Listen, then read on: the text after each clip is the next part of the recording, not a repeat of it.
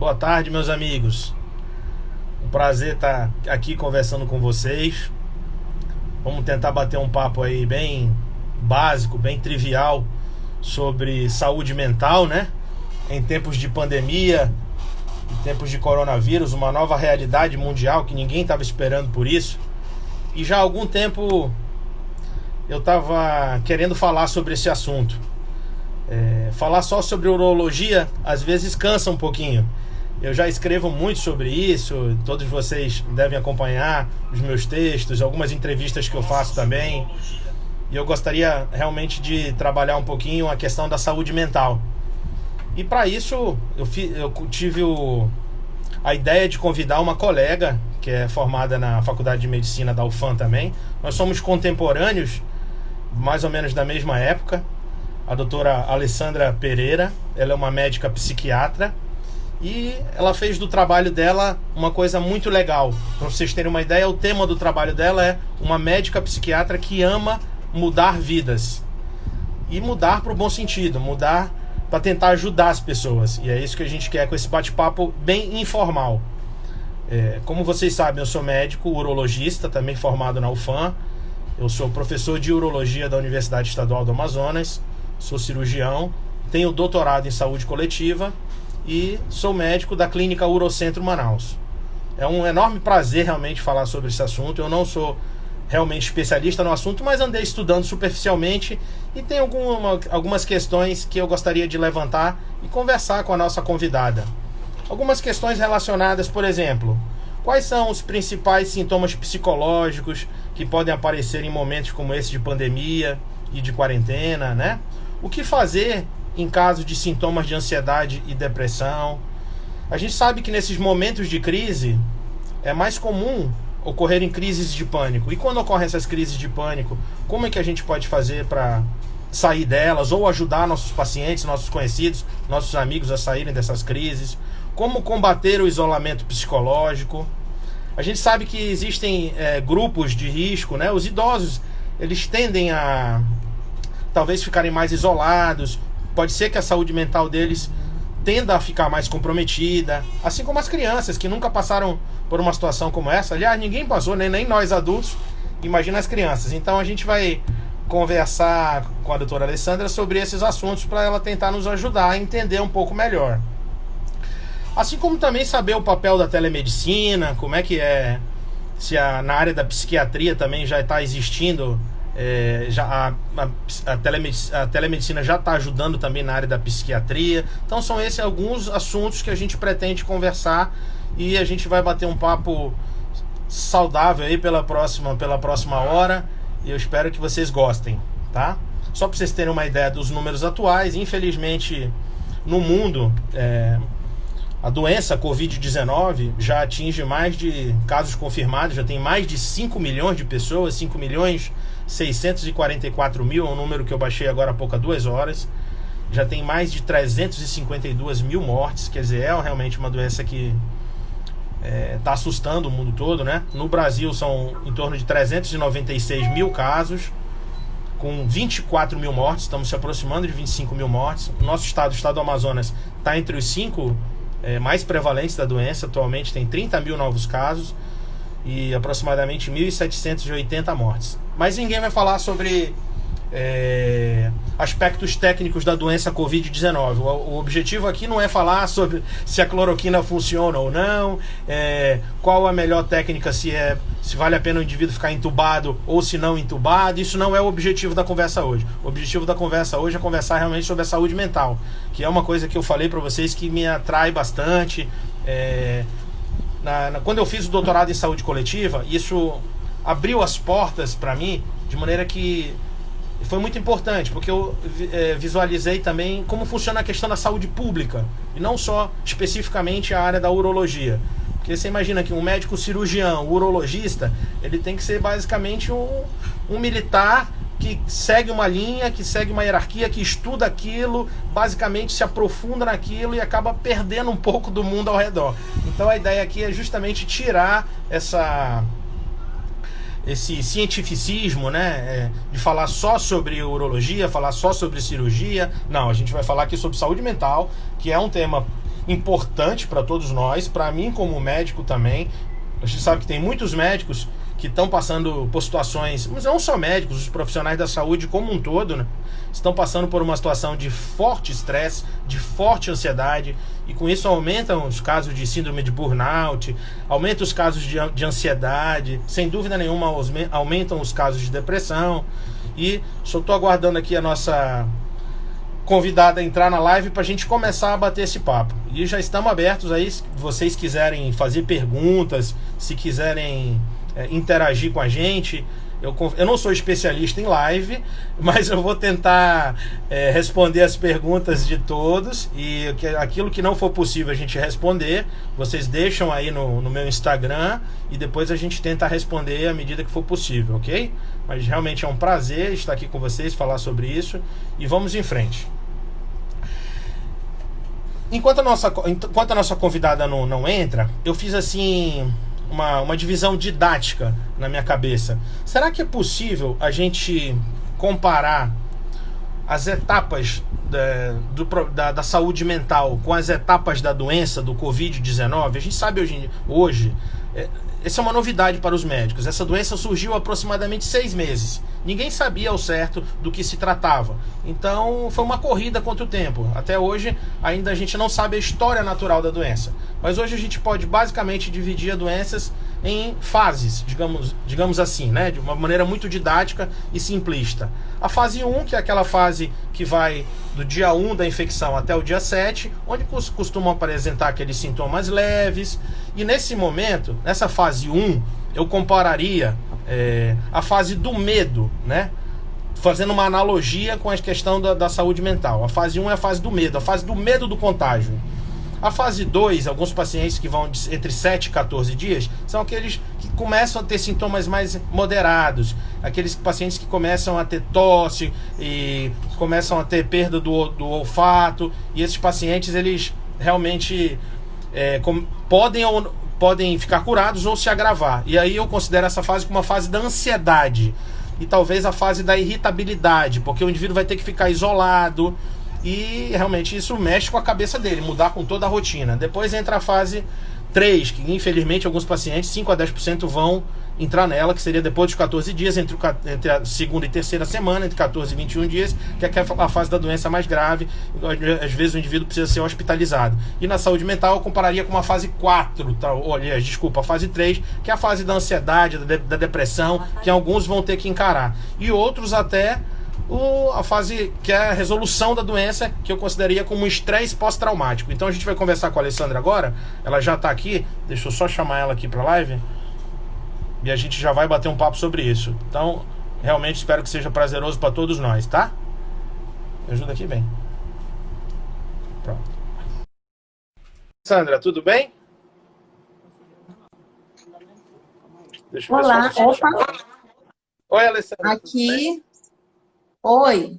Espera aí que eu tô tentando virar aqui a... Rapaz, travou. Ah, chegou. Pronto. Olha, espera aí. Era aí. Rapaz, o botão não quer me obedecer, não. Agora. Não se preocupe. Pronto. Eu também não sou especialista em live, não, mas a gente vai se virando. Rapaz, estava querendo me tombar aqui, Alessandra, mas não conseguiu. É um prazer falar com você. A Alessandra me pediu para fazer uma apresentação bem simples dela, para vocês verem como ela é uma pessoa fácil de lidar, uma pessoa maravilhosa, que eu tenho muito respeito, já tem muita experiência na área da psiquiatria, você é formada já há muito tempo, embora não apareça, né? Parece uma senhora jovem, mas ela já tem uma longa estrada aqui, inclusive já ajudou alguns pacientes meus, e ela é uma médica psiquiatra que ama mudar vidas. Não é isso, Alessandra? É isso mesmo.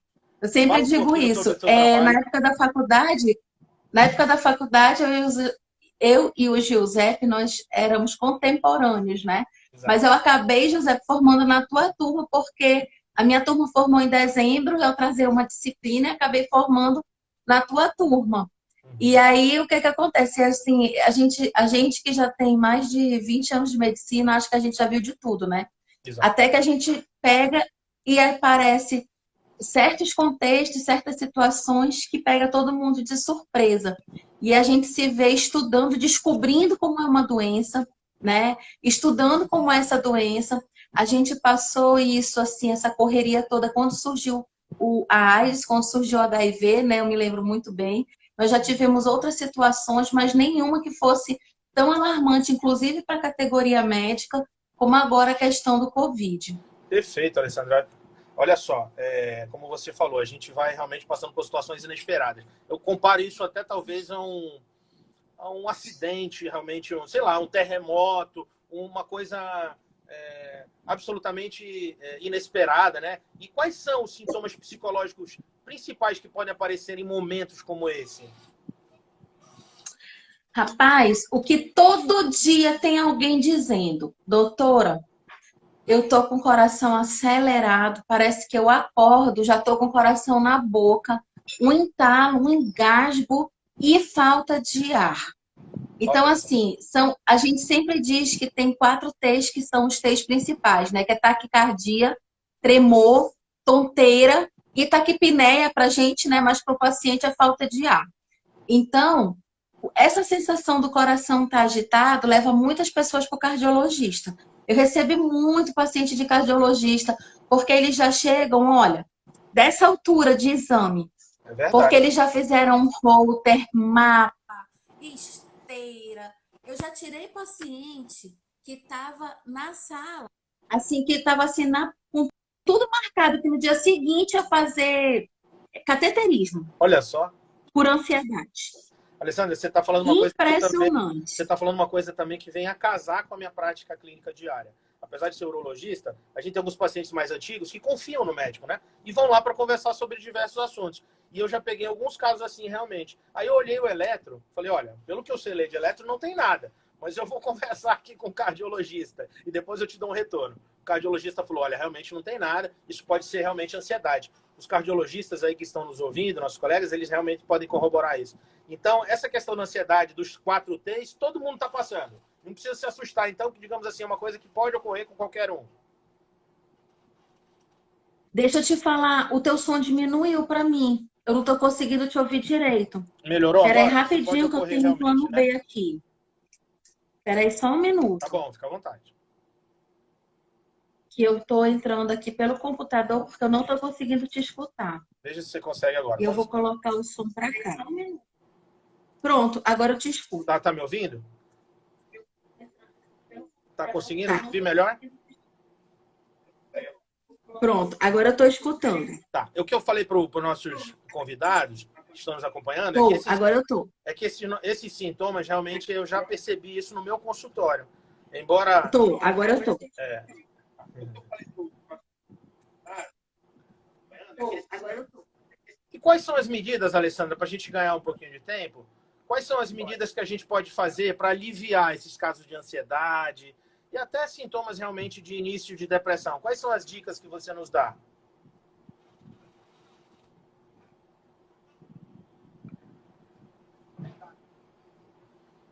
É muito importante a gente observar que o estado de ansiedade da pessoa, ele existe em grande parte alimentado pelo pensamento que ele não vai ter controle das situações. Então é importante que tome medidas mesmo, né, de perceber o que eu posso fazer. Uma das coisas que você pode fazer, por exemplo, é você manter uma agenda. Mas eu não estou nem saindo de casa, para que eu vou ter agenda? Vai ter agenda sim. O que você vai fazer nessa agenda? Você vai colocar na agenda própria do celular. Você vai colocar o alarme para tocar na hora de você acordar. Você estabelecer que quando você levantar, você vai despertar. Você vai tomar um banho, vai, no caso para o homem, vai ajeitar a barba, vai, se for mulher, vai passar um pozinho, passar um batom. Olha que bacana. Você vai passar um perfume, você, para que eu vou passar perfume? Vai, porque seu cérebro, ele sente o cheiro. E você precisa, o seu corpo precisa dizer para o seu cérebro, eu estou pronta, para o que der e vier. E você estabelecer, de manhã eu vou fazer aqui atividades domésticas, de manhã eu vou aqui ajudar a mulher a arrumar a casa. Não sei, mas você vai escrever o que você vai fazer. De tarde, eu quero, tem uns filmes que eu quero ver, tem um trabalho que eu tenho que dar conta. tem várias literaturas que eu gostaria de atualizar. Aí você vai dividir o seu horário, igual horário de escola. Você vai pegar a sua agenda e você vai colocar. Eu vou fazer uma leitura aqui de 1 hora, 3 vezes por semana. Eu vou estudar, vou ver vídeos, vou entrar, me matricular no curso motivacional. Nós tivemos ontem uma palestra online que eu faço mensalmente, que é lidando com ansiedade. Então, a gente falou a primeira vez de alguns aspectos da ansiedade. Ontem nós já falamos de técnicas de como lidar com isso. No mês que vem nós já vamos ter outras novidades, né? A gente também aborda muita higiene do sono. E vamos ter também a oficina das emoções, que vai ser um mês inteiro intensivo para a pessoa poder se organizar. E nisso a gente passa as dicas da agenda, de que você organiza o seu dia. Senão, tem gente que diz assim, gente, já tem 2 meses de quarentena e eu ainda não consegui ler um livro. Tem 2 meses de quarentena e eu tenho um monte de filme que eu quero ver, eu não consegui me organizar. Comecei a ver uma série e não terminei. Por quê? Porque você não está com a sua agenda organizada. Então, você acaba sendo engolido pelas redes sociais, pelo tempo, e você não consegue focar em se sentir produtivo. Perfeito. E isso é muito ruim, a pessoa acaba se sentindo mal e ficando ansiosa, porque vê o tempo passando com a sensação de que ela não está fazendo nada. Entendi. Alessandra, isso é muito legal, essas dicas aí, acho que essas dicas práticas, para quem não pôde gravar todas, essa live vai ficar gravada, né? Tem como ficar gravada, acho que no Instagram, e as pessoas podem depois baixar e assistir novamente. Essas dicas todas são realmente muito importantes que a doutora está falando. Para vocês terem uma ideia, a depressão, ela é um assunto mundialmente importante, realmente é um problema de saúde pública mundial, e hoje em dia, cada vez mais, o mundo todo vem se deparando com isso. Talvez seja uma das doenças mais prevalentes no mundo, né, Alessandra? Salvo engano, no Brasil, em torno de 15% a 20% das pessoas, em algum momento da sua vida, vai se deparar com esse problema. Então, uma das dicas que eu li é falar sobre o assunto. Você tem que procurar realmente ajuda e tentar conversar sobre o assunto. Não é uma vergonha você falar que está passando por depressão. Quais são os sinais que a pessoa pode reconhecer, Alessandra, quando está passando por uma fase dessa? E quais são assim, as maneiras de tentar solucionar isso? Existe um papel para a telemedicina também, já engatando outra pergunta na sua área? Agora você está livre para falar bastante aí sobre o assunto. Bom, é importante a gente perceber que é estranho qualquer situação onde você perde seu funcionamento. Então, o parâmetro de produtividade ele é muito importante. Eu não estou conseguindo me concentrar para estudar. Eu não estou conseguindo dar conta do trabalho que eu fazia antes. Esses são parâmetros importantes. Mas na depressão nós temos principalmente a perda de energia. A pessoa está cansada, sem energia, o tempo todo. E também a perda do prazer.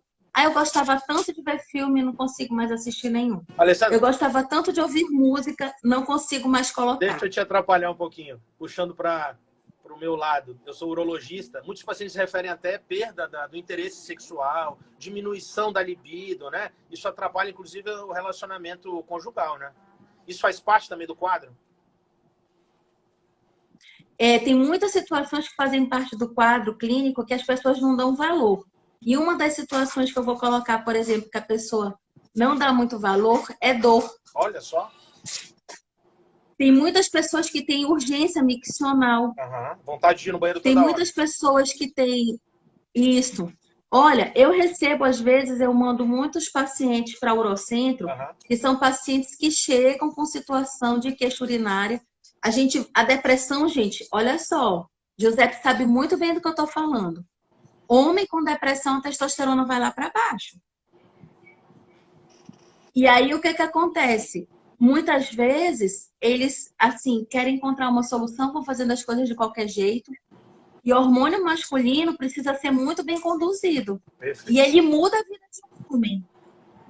Alessandra, A sensação de impotência, de fraqueza, de mal-estar muda completamente. Não é verdade, José? É verdade. Antes de você começar a falar nas formas da gente tratar isso, os dados mundiais mostram que a depressão é um pouco mais comum em mulheres. Mas na prática não é bem isso, né? Os homens, eles tentam ser mais fortes, mas talvez eles escondam e tenham mais dificuldade de conversar sobre o assunto, né? Lembrando que, só para os meus amigos também, o urologista não é o médico que cuida só de homens. Eu tenho muitas pacientes mulheres, porque, como a Alessandra falou, as mulheres também têm problema do tipo incontinência urinária, infecção urinária, pedra nos rins, enfim. O urologista é o médico que cuida do aparelho urinário, tanto de homens quanto mulheres, e também do trato genital masculino. Então, tem um monte de paciente mulher, na nossa live aqui tem um monte de paciente mulher, mas é verdade que as mulheres sofrem mais com isso? Ou você acha que não é bem assim? Como é que é? Antes de você começar a falar em tratamento. Isso que tu estás falando é muito interessante, porque assim, olha, a Rafaela Prata está dizendo aqui que homem sofre calado. Na verdade, a situação é muito assim. As pessoas têm uma ideia que o urologista só trata homem. Certo. E as pessoas têm uma ideia que o psiquiatra só trata doido. Então, o paciente que vem para o psiquiatra é só esquizofrênico. Isso não é verdade, gente. A maioria das pessoas que a gente trata é por depressão e ansiedade. A Elide Xavier está dizendo aqui, a depressão pode ser genética? Sim. A depressão, todas as doenças praticamente da psiquiatria, a gente pode avaliar sobre 3 aspectos. Primeiro, genético, porque você tem uma tendência genética a desenvolver certas situações, né? Ou depressão, ou ansiedade, ou transtorno de humor, mas você já tem uma carga genética ali guardada, que pode explodir a qualquer momento. A segunda situação, a estrutura da personalidade. Tem gente que já nasceu depressivo, que nada tá bom, nada presta, que a pessoa sempre é mole, assim, sem energia, que nunca se envolve, se engaja, não tem aquele ânimo, né? Então, tem pessoas que têm características de personalidade, tem pessoas que são ansiosas, que nascem ansiosas, tem pessoas que são irritadas de natureza. Quando é que a gente vai considerar isso como um transtorno, como uma doença? Quando a gente tem uma mudança de padrão com perda do funcionamento. E isso é muito importante a gente dizer, porque quando eu perco meu funcionamento, eu realmente já passei do ponto de pedir ajuda. Uhum. Porque a pessoa foi percebendo que ela foi tendo problemas, mas ela não procurou um psicólogo. Correto. E esse transtorno, eu vou explicar uma coisa para vocês. O nosso cérebro, ele é muito bom em tudo o que ele exercita muito. Então, se você exercitar muita gratidão, você vai ficar bom em ser grato. Que legal. Se você exercitar muito caridade, esperança, você vai ficar bom naquilo. Quando a pessoa ela exercita muito, o cérebro vai ficando muito bom em se preocupar antecipadamente com coisas que você não pode ter controle, que é o caso da ansiedade, aquilo vai aumentando, aumentando, aumentando, até o ponto que, tanto se focou no negativo, tanto se ampliou o negativo, que o cérebro não sabe mais funcionar de outra forma. E é quando a gente precisa da intervenção medicamentosa e a pessoa tem a carga genética, tem estrutura de personalidade e é exposta a eventos estressores da vida. E tu quer um estressor maior do que a pandemia? Pois é. Falando, você acha que vai aumentar os números de casos, né? Já devem estar ocorrendo mais ansiedade, como você falou. É notório, né? Os sintomas aí de taquicardia, de espinéia, o entalo na garganta. Querendo ou não, isso é um sintoma de ansiedade bem fácil de detectar, né? E quando você não trata isso de maneira adequada, pode evoluir para um problema mais sério. É isso que você quis dizer, né? E como é que a gente trata hoje na telemedicina? Você consegue prescrever os remédios? Como é que funciona na tua prática? Você está usando? O que você acha da telemedicina? E esse problema mais sério, assim, que pode evoluir, eu recebi mês passado uma moça, ela entrou numa crise de ansiedade, sabe, gente, tão grande, tão intensa a crise da moça, que quando eu consultei a primeira vez por telemedicina, né, que é uma excelente ferramenta que a gente tem disponível agora, que graças a Deus o Ministério da Saúde liberou, nem que fosse a força da situação, né? Ela não falava, ela estava completamente despersonalizada, né? Ela não tinha consciência de quem ela era, fora da realidade. E quando nós conversamos esse mês, conversamos aqui igual nós estamos conversando, eu e você. Quer dizer, ela me contou, quando ela pôde conversar, que não foi no momento da crise que a família consultou por ela, falou por ela, porque ela não conseguia falar. Nossa, sensacional. Que ela, desde dezembro, já vinha sofrendo. Desde dezembro, ela já vinha doente. Então, quanto tempo a pessoa vai acumulando inúmeros sofrimentos e a pessoa não pede ajuda? Uhum. Então, o importante é que você compreenda. Você pode ter uma alteração no rim, você pode ter uma alteração no fígado, você pode ter uma alteração no pâncreas, você pode ter uma alteração no funcionamento cerebral. E as pessoas não compreendem assim. Ah, se tiver um problema no cérebro é para quem? Para o neurologista. Mas aí é que tá. Se esse funcionamento for uma alteração de comportamento, quem trata é o psiquiatra. Então, por isso que é importante a gente entender que as alterações de comportamento, elas não são da neurologia, elas são da psiquiatria. E se vem paciente com algumas alterações que são neurológicas, a gente encaminha para o neurologista. Eu acho que você tocou num assunto muito importante. Porque, querendo ou não, isso é um conceito relativamente novo, né?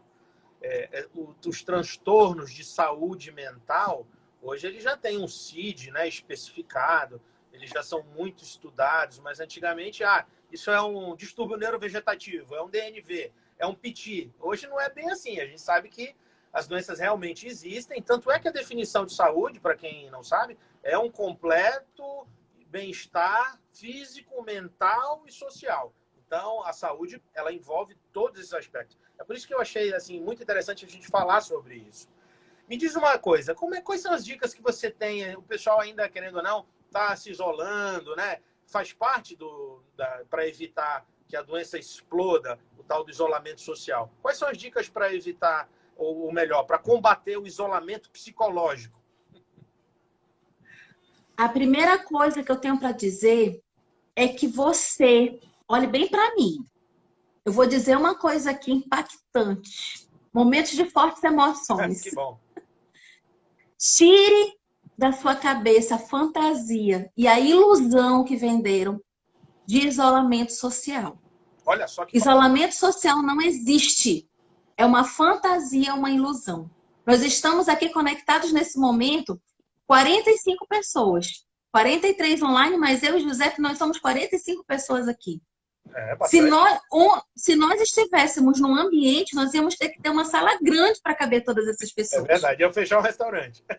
Que isolamento social é esse, Giuseppe? Perfeito. Que isolamento é esse? O que nós temos é distanciamento físico. É não saber lidar com o sentimento de frustração. De frustração porque as coisas estavam indo do jeito que eu queria e as coisas não são mais do jeito que eu quero. E a gente precisa muito inteligência emocional para a gente poder lidar com isso. Porque a gente tem que aprender a fazer o que pode com o recurso que tem. Outro sentimento muito importante, tédio. As pessoas estão entediadas dentro de casa. Estão entediadas, sabe por quê? Porque não tem agenda. Porque se você tem uma agenda e você tem atividade diversificada, você não vai ficar limitado o tempo todo a você só estar vendo série, a você só dar conta do trabalho. Você vai todo dia ter uma atividade diferente que você vai colocar na sua agenda. Você vai cuidar da sua alimentação, porque o autocuidado é importante, gasta tempo. E, inclusive, o sono. As pessoas perderam o horário de sono. Isso é muito, muito ruim para o cérebro. É importante, gente, deu certo horário, escureceu, olha para fora, olha para a janela. Isso. Olha para a janela. O sol sumiu. O sol sumiu. Faça o quê? Desliga as luzes brancas, valoriza as luzes amarelas. Começa a orar começa a observar qual horário que você gostaria de dormir. 1, 2 horas antes, comece a higiene do sono. Lá no meu perfil tem questionário do sono e dicas para a higiene do sono. Nada de assuntos polêmicos de noite. Momento de relaxar. Nada de assistir filme de tiro, de grito, de guerra, que tu vai ficar acelerado. E ver noticiário de noite. Era nesse assunto que eu ia tocar com você. Pelo amor de Deus, não faça isso não, meu irmão. Então, meu irmão, presta atenção. De noite é o período que é para escutar uma música, fazer um lanche saudável, fazer um alongamento. É para fazer aquela reunião com a família de todo mundo, lanchar junto. Se você mora só, tá só mais você e outra pessoa, liga para um casal de amigos. Olha que bacana. Faz uma reunião, você aqui, eles lá, na sexta-feira, um happy hour virtual. Olha aí, é isso. Mas relaxa, desliga. Vai tomar um banho morninho. Aproveita essências de lavanda e alfazema, porque isso tem memória afetiva positiva. E vou te dizer uma dica. Ah, mas está tudo fechado. Aonde que eu vou comprar essência? Eu não fico sem a minha, ó. A minha aqui do meu ladinho, eu não fico sem. Quer se acalmar, já vou borrifando Eu lavanda. passei perfume para vir. Mas, se você não sabe aonde você pode encontrar, eu vou te dar uma dica. Setor infantil de drogaria. Qualquer setor infantil é cheio de alfazema e lavanda. Você faz aquela parte da aromaterapia, aí você toma um chazinho e você vai dormir tranquilo. Muito melhor do que você estar se ativando de noite e na hora que vai deitar não consegue desligar. Perfeito. Alessandra, e o pânico? Existem situações de crise de pânico? O que é o pânico, na verdade? É uma ansiedade muito forte? Tem alguma forma de você evitar essas crises de pânico? Como é que você reconhece que está entrando numa crise de pânico? Como é que a gente pode orientar os nossos amigos aí? Em relação assim, ao pânico, a gente precisa compreender que nós temos o transtorno de pânico, que é aquele momento onde tem um ataque, a crise, e a pessoa tem a certeza que naquela hora ela vai morrer. Caraca. Ela tem certeza. Eu já ouvi A sensação de de crise paciente. é a sensação de morte iminente. A pessoa tem certeza que ela vai ter um infarto, um derrame, um troço. Naquele momento, chegou minha hora. Deus mandou minha senha. Caramba. Então, isso é muito importante delimitar. Mas tem as crises de ansiedade. Sim. Que a pessoa tem taquicardia, tonteira, passa mal, quer ir para o hospital. E a pessoa fica se expondo. Olha, e aí, tudo isso são sintomas que podem ser tratados e podem ser evitados com o tratamento adequado. Algumas pessoas aí já até falaram que passaram por situações semelhantes, né? Vamos falar um pouquinho dos idosos. Você acha que eles têm realmente... A saúde mental deles tende a ficar mais comprometida? Eu ouvi uma pergunta aqui perguntando se você atendia idosos, se você atende crianças. Nesses espectros da vida aí, eles tendem a ficar mais vulneráveis? O que você pensa a respeito? Quais são as dicas? Porque, querendo ou não, esse mundo virtual deve ser muito novo para eles, né? Eles não estão assim, tão habituados a encarar essa realidade. Um outro detalhe que eu fico imaginando aqui é que nós, latinos, querendo ou não, a gente gosta mais do contato físico, né? Do beijinho, do aperto de mão, do abraço. Então, para a gente, talvez seja um pouco mais difícil esse cenário aí de ter que ficar distante. Não é verdade? Mas e os idosos? O que você acha a respeito? Obviamente que existem várias maneiras de tentar evitar isso, mas eles realmente são mais vulneráveis. E as crianças? Como é que a gente lidar com as crianças? Criança é difícil. Eu tenho 2 filhos adolescentes em casa e eu te confesso que não é tão simples. Estabelecer uma rotina para eles não é fácil. Bom, nós temos 2 extremos para se preocupar, né? Que são as crianças e os idosos. Então, nós temos... A questão da criança é você estabelecer rotina. O problema é que a rotina da criança tira a tua rotina. A rotina da criança perturba a rotina da gente. Ela sabe bem disso, né, Alessandra? Porque para você estabelecer a rotina para a criança, tu tem que deixar de fazer tuas coisas para dar atenção para as coisas que as crianças têm que fazer. Correto. Então, isso é um ponto fundamental, que você coloque, inclusive, na sua agenda, em qual momento você vai fazer esse momento de atenção da tarefa, esse momento de atenção da escola e o momento até de atenção de fazer um lanche ou alguma coisa assim.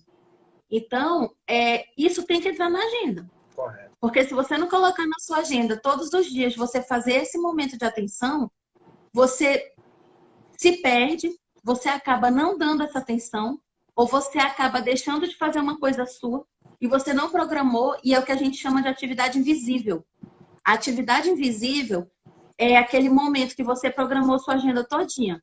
Aí você não colocou na agenda a hora que você vai no supermercado, a hora que você vai dar uma atenção em casa, a hora que você vai arrumar alguma coisa. Você não colocou essas coisas na agenda. Então, a hora de esterilizar as coisas que chegam da rua, do delivery. Então, coisas que tomam tempo. Porque você chegar com rancho, tudo, leva muito tempo.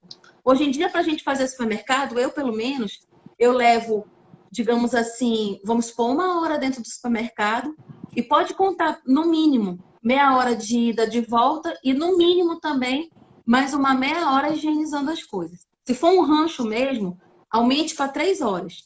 Então, se você não contar o seu próprio supermercado, a sua própria higienização, ah, não, chega tudo na minha casa, vem do delivery. Mas você vai ter que parar no mínimo meia hora para esterilizar tudo.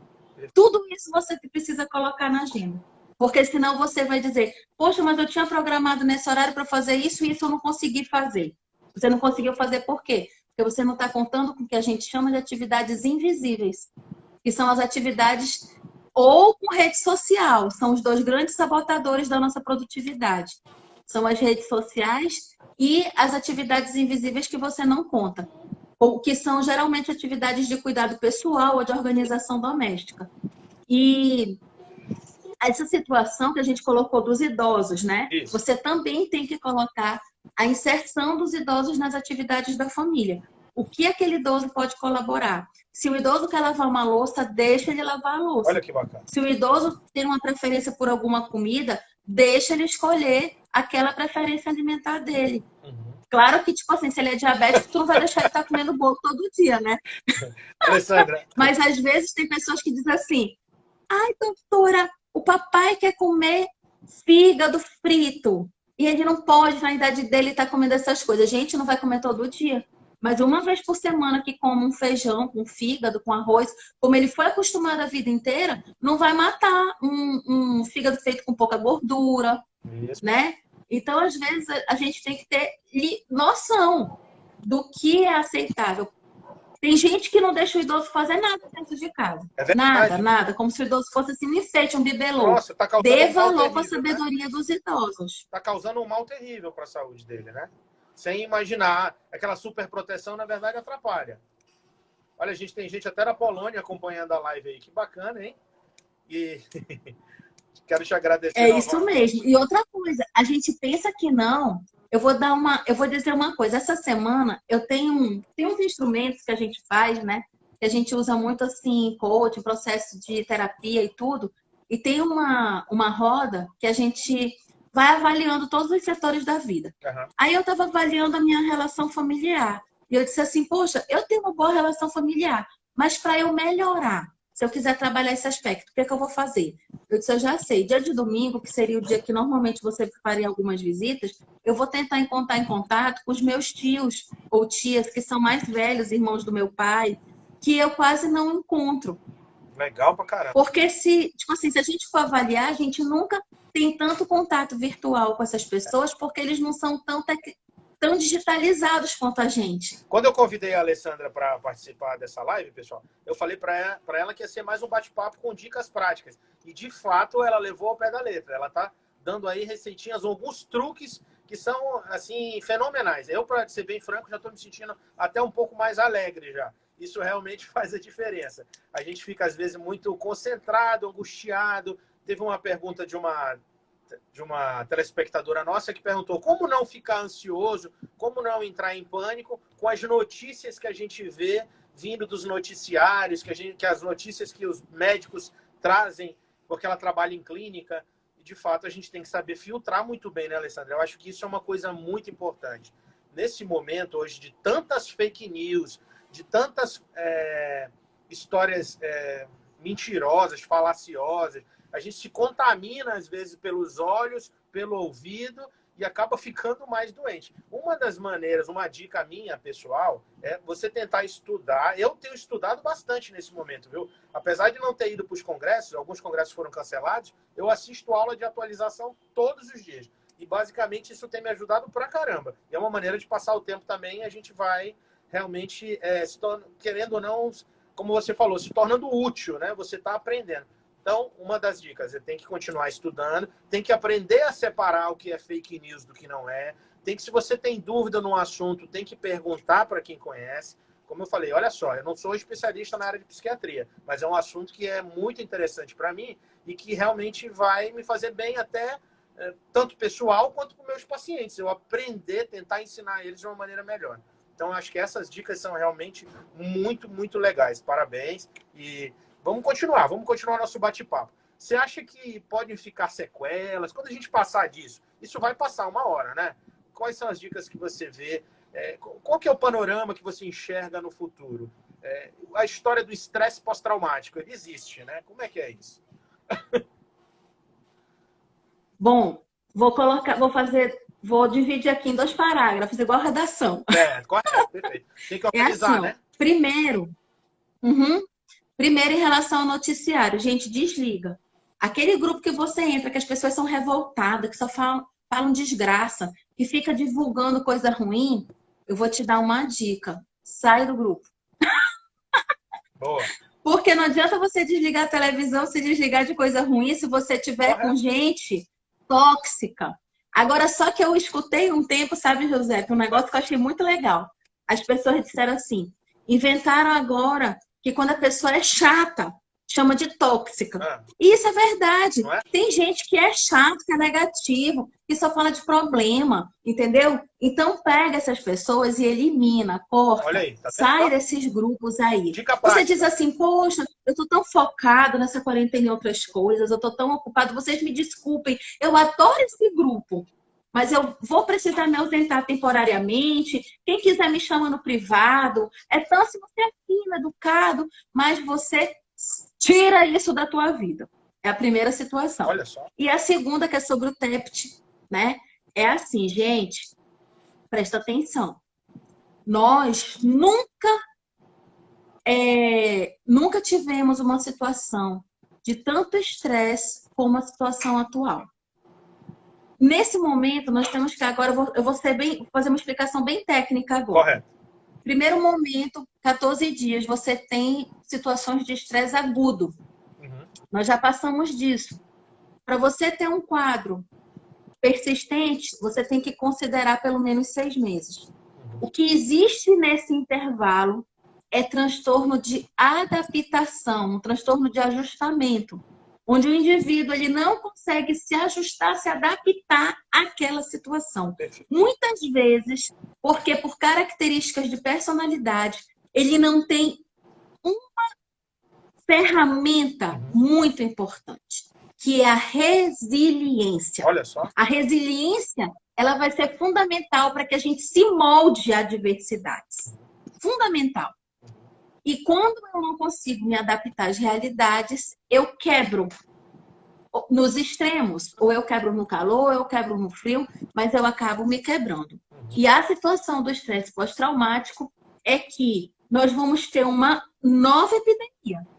Depois de passar desse pico, desse achatamento da curva, mas não é para o pessoal da ficar situação não, né? A gente do tá coronavírus. Exatamente. Nós vamos ter uma epidemia de pessoas com estresse pós-traumático e com ansiedade como nunca antes visto. E essas pessoas, elas estão, inclusive, muitas vezes se expondo e morrendo, não pela doença, mas pela ansiedade. Verdade. Mas, doutora, como é que a pessoa morre de ansiedade? Porque na crise de ansiedade, a pessoa acaba tomando decisões erradas. Uma decisão, por exemplo, em vez de você perceber que você está ansioso e você procurar marcar uma consulta por telemedicina online, e você começar a tratar a ansiedade, você não trata. E você se vê numa crise e vai para um hospital com possibilidade de contaminação. E acaba adoecendo. Então, é um comportamento de risco. Então, se você tem sofrimento, se você tem taquicardia, tremor, tonteira, angústia, aperto no peito, sente entalar, você percebe suas carnes tremendo, né? A gente tem muito essa sensação. Então, procure ajuda. Eu vou dizer uma coisa aqui muito importante para vocês. A gente já tem um pouco mais de meia hora de live. Na verdade, 40 e se você está gostando do conteúdo, pega aqui esse aviãozinho, olha, tem um aviãozinho bem aqui, e manda esse aviãozinho, compartilhar. Manda esse aviãozinho para as pessoas que você acha que precisam ouvir o nosso conteúdo. É isso aí. E se você tiver alguma particularidade, alguma coisa, eu não posso consultar por direct. Mas se você tiver alguma particularidade, me chama no direct que eu posso lhe orientar. Agora, não fique em sofrimento. Porque você, quanto mais tempo ficar em sofrimento, como toda doença, isso vai piorar e vai ser mais difícil de tratar. Alessandra, antes de você entrar, eu estava fazendo um prenúncio com eles, né? Do que a gente ia conversar. 5 minutos antes de você entrar, e eu tentei mais ou menos dividir as fases dos transtornos mentais de acordo com as fases da Covid-19 mesmo, da ansiedade. Basicamente, como você falou, na fase inicial, são os primeiros sintomas, tem a fase do medo, né? Que a pessoa tem medo de se infectar. Eu comparei, assim, fazendo uma analogia com a fase 1 da doença, que é quando ela se contamina, começam a apresentar aqueles sintomas leves de febre, etc. Aí na fase 2 já seria aquela fase um pouquinho mais severa, que talvez surja o problema da ansiedade por conta do confinamento, né? E aí surge a depressão. Então, até a fase 4, que seria esse estresse pós-traumático que a gente conversou, que infelizmente eu acho que vai ser uma pandemia também de estresse pós-traumático. Mas tem alguma coisa que a gente pode começar a fazer já para evitar esse estresse pós-traumático, que é justamente esse tipo de informação. Eu sempre digo para meus alunos que informação é uma coisa muito valiosa. Às vezes eu posso não ajudar da forma que eu queria. Sei lá, eu trabalho em um hospital de câncer. A minha especialização é em uro-oncologia. Então, eu cuido de doentes, às vezes, em fase grave da doença, onde que realmente a medicina ela já não tem mais recurso terapêutico.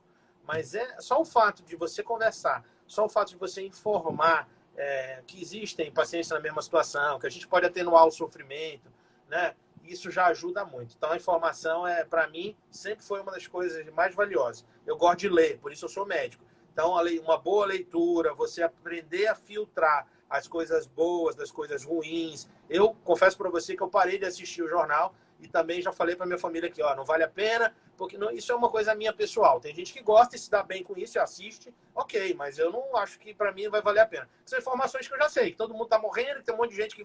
E se tirar isso do jornal, não fica mais nada, eles só falam isso.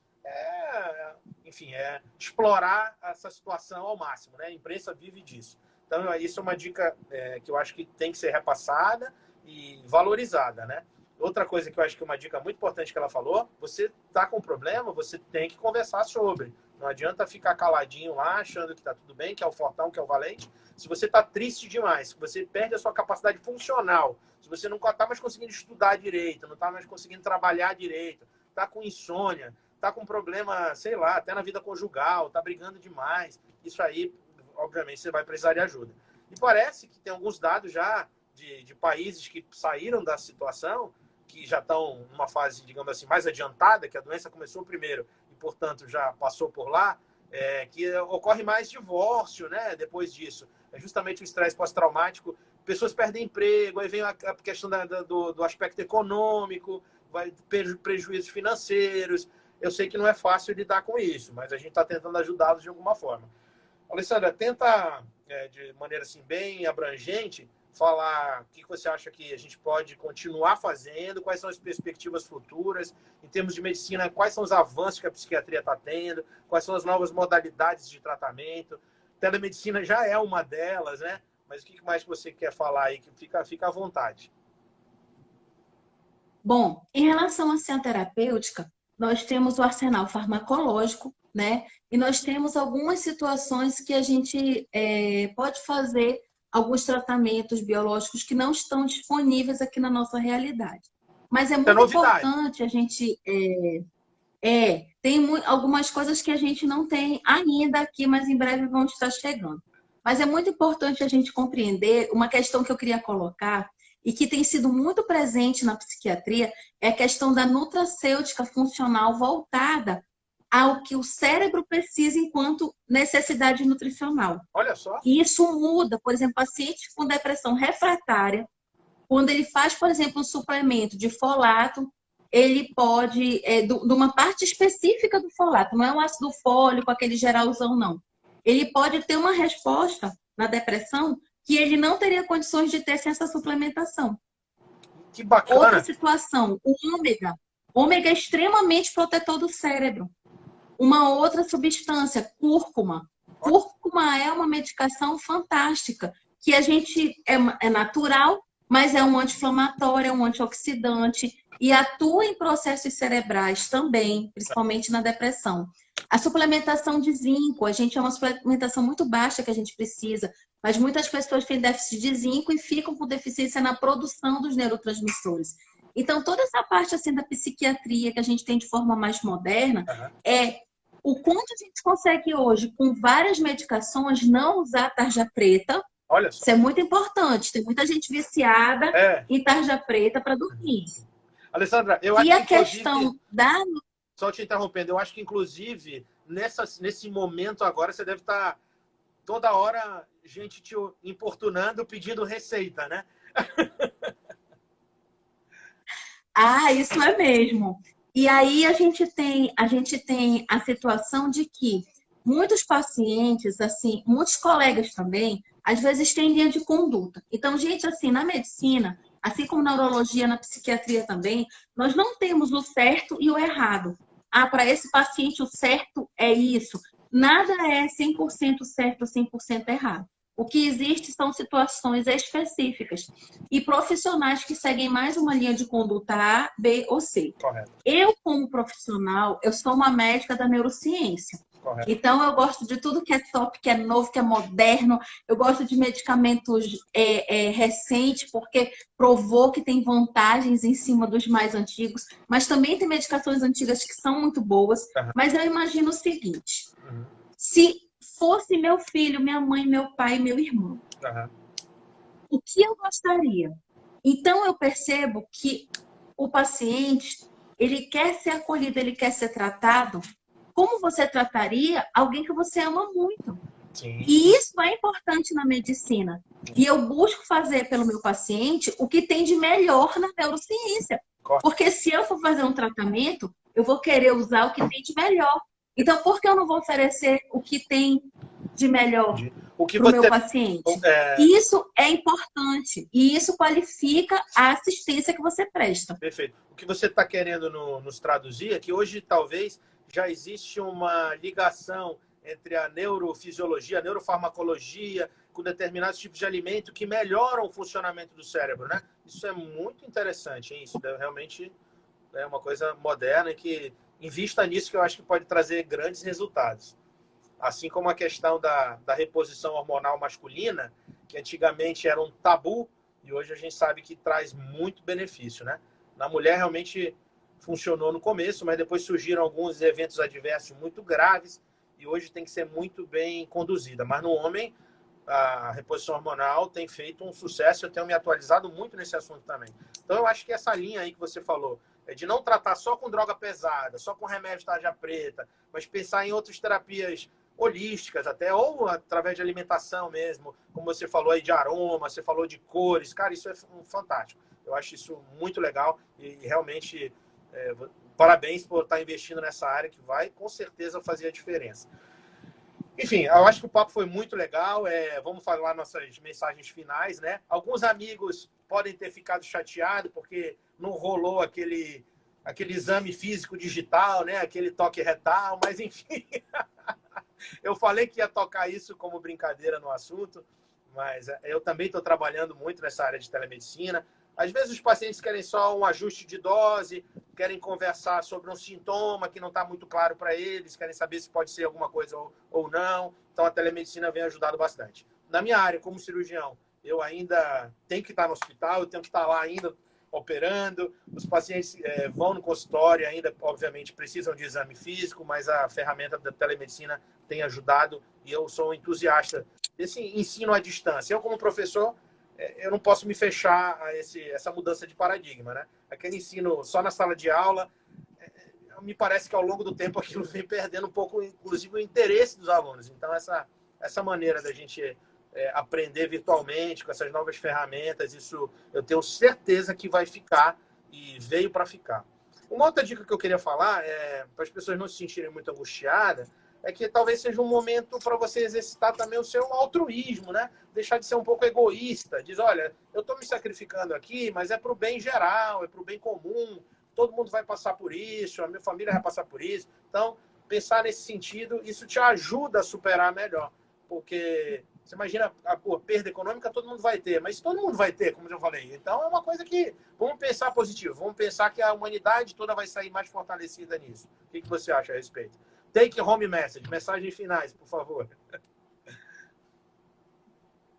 Bom, assim, quando a gente fala de medicina, de saúde mental, de todas essas coisas, né, é interessante porque a gente se anima porque é o que a gente ama, né? O que a gente gosta, a gente se empolga.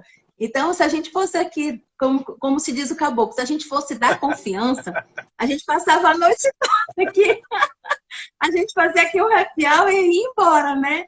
A gente falando sobre esses diversos temas. Mas é muito interessante a gente ter esse foco, como você falou, que você está atendendo, né, também fazendo a questão da telemedicina. É muito importante, gente, nós compreendermos que nós temos muitos tipos de profissionais.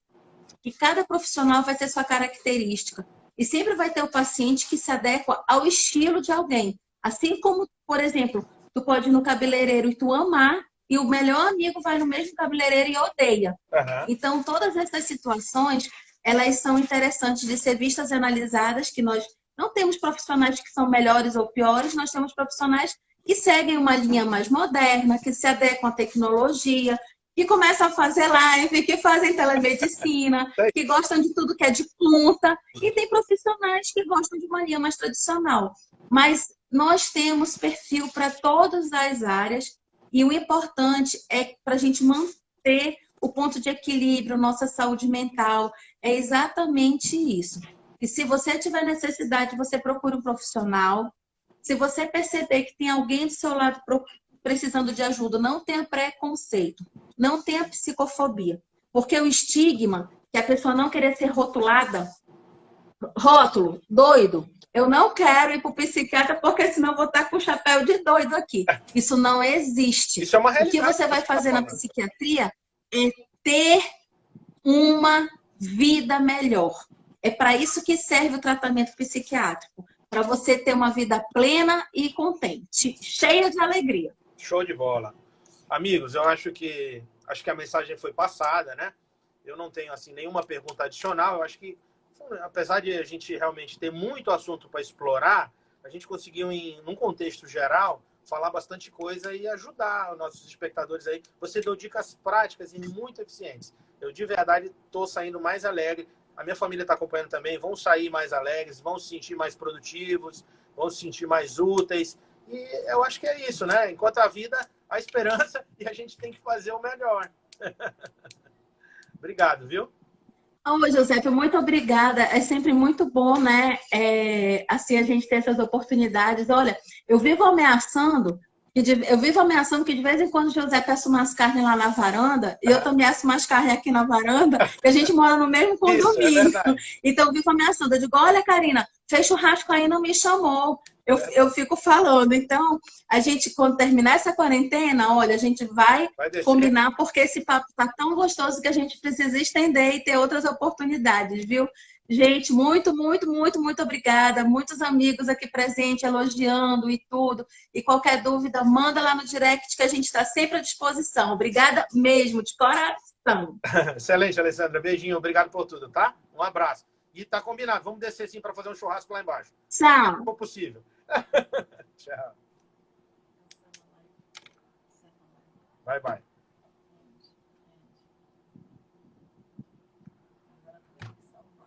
Foi legal, né? End now.